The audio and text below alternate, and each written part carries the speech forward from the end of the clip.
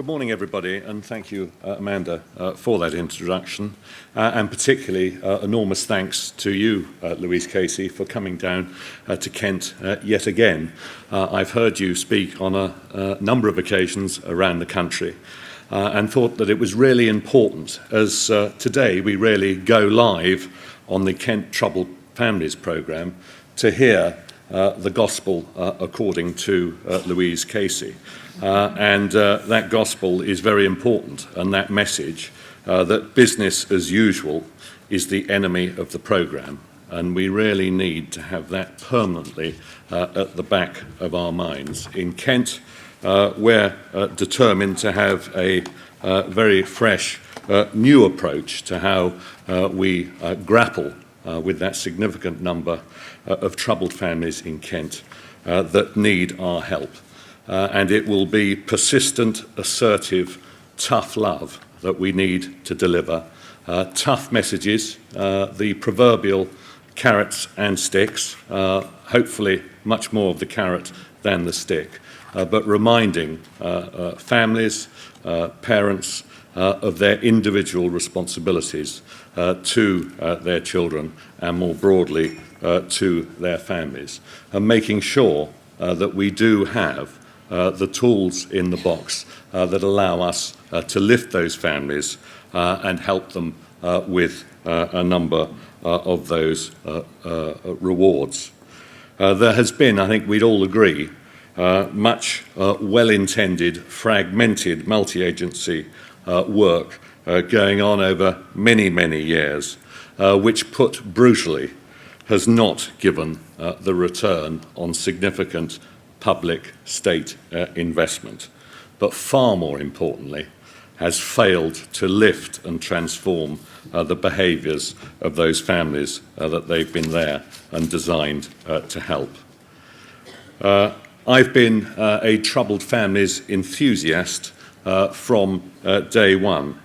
Indeed, in Kent, it's not new. My predecessor, Lord Sandy Bruce Lockhart, did a lot of work, particularly in Thanet, around the Supporting Independence programme.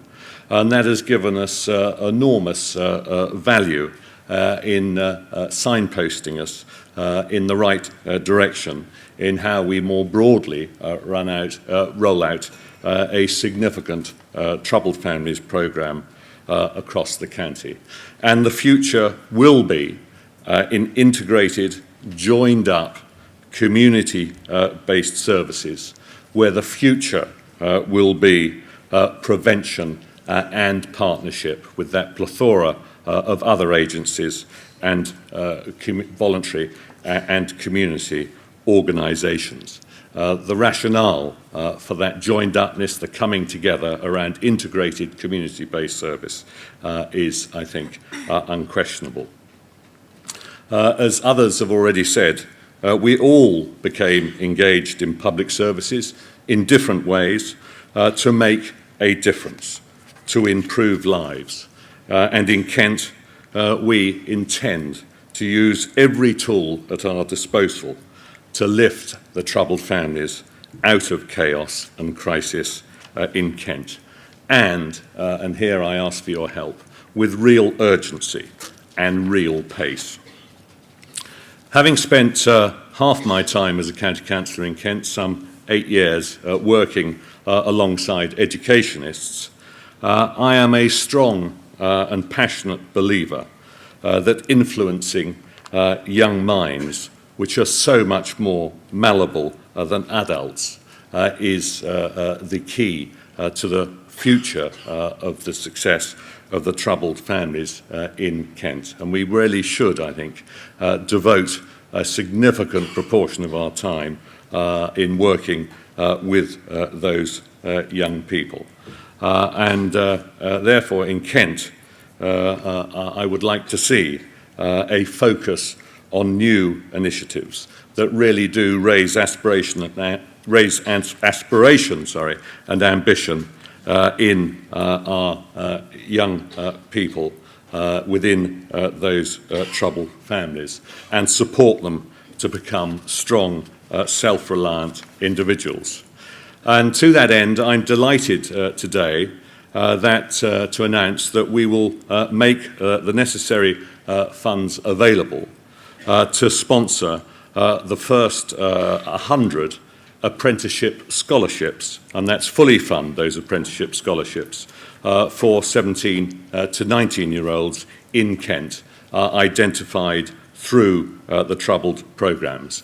And this will obviously sit alongside the highly successful mainstream programme in supporting apprenticeships from the world of education into work across the county, and indeed the apprenticeship programme in Kent, one of the most successful in this country, and again will sit alongside the very good work going on to reduce down the number of NEETs, the number of young people not in education or employment or training in the county of Kent. And in addition to that, we're discussing with the National Skillforce Programme doing a bespoke work readiness course for, again, those young people identified through the Troubled Families programme. And I also believe that we need to influence our educationists in differentiated education and support for particularly the most vulnerable young people in our communities. And I think there is far too much emphasis on a one-size-fits-all, particularly under the current government, an academic one-size-fits-all. Most of you in the room will know I feel passionately about applied vocational education, and despite the Gove agenda, we will continue to pursue very good quality careers guidance and vocational programmes in Kent where that is possible.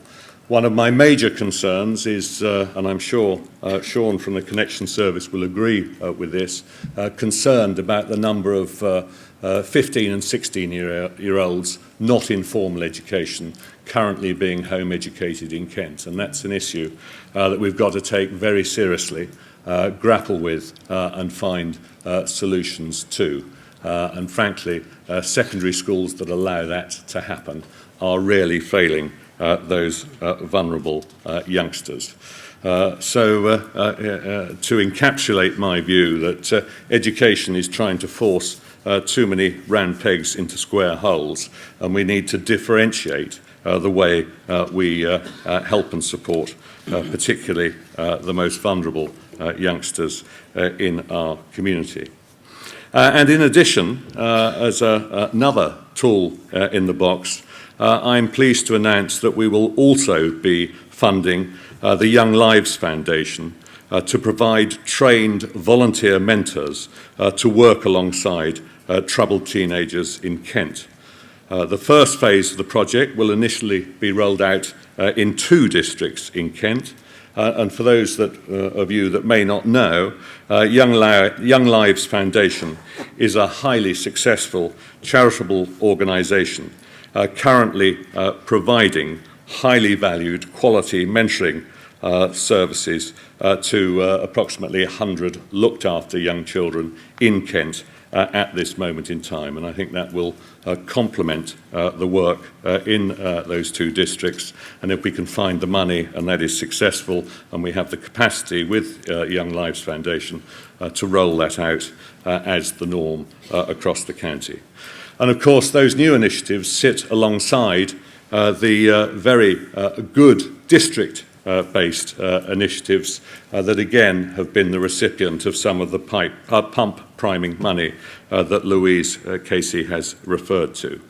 And in a county the size and scale of Kent, I think it's been quite right and appropriate that we have organised our teams around the 12 district and borough boundaries in Kent. And I'm enormously grateful to our district colleagues for taking hold and a real grip on the district-based programmes across the county, and accepting that the variation in need and the solutions are very different from Sevenoaks and Dartford to Thanet and Shepway. And also, to a degree, introducing a level of competition. And when we hear from Jeremy from Dartford, I know that he is absolutely determined to make sure that Dartford is top of the League Division 1 in the transformation and change that Dartford are going to make to the current troubled families identified. And of course, the intimate knowledge from the districts and boroughs of their local voluntary and community organisations will be absolutely fundamental and crucial in coordinating the help and support in many and varied ways. And it's very clear from me, in recent weeks to a degree, with various voluntary organisations across the county, that influencing and changing family behaviours is not, in many cases, going to be a permanent fix, and we've already touched on that this morning.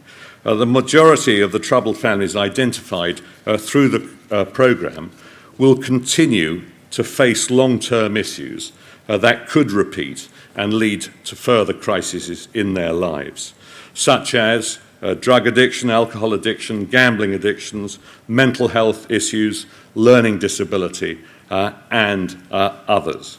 And therefore, we really do need to make sure that we build in long-term, hopefully light touch, support and resilience in our communities to keep families out of crisis and buoyant.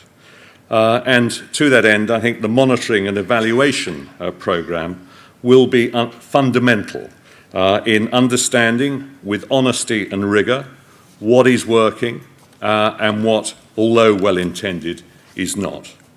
And of course, monitoring the finances. Sharing this information and delivering the financial savings will be key to funding sustainable support. I call it the community life raft, to keep those families, young people, elderly people, families, out of crisis. And if we don't succeed, we won't have the money to deliver that sustained support that is so much needed in the communities across this county and this country.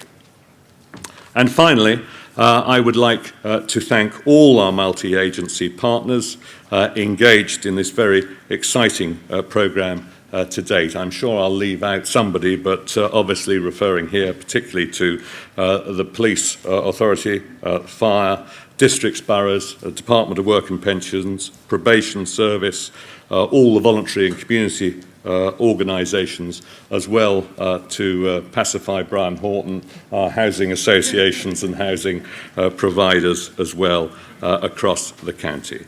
And particularly before I finish, to thank Amanda Honey, Angela Slavin and their team, and particularly David Weiss, who has taken enormous amount of stick from me in my impatience to get the programme underway and rolling in the last few months. And one should not underestimate the work that has been carried out to date to assemble the sheer logistics of assembling the district-based teams in the way that we have done in pretty short order has been, I think, a great success so far. So we've now got all the FIPs, FAPs, CAFs, TAFs are all in place across the county. So let's get out there and change lives. Thank you very much.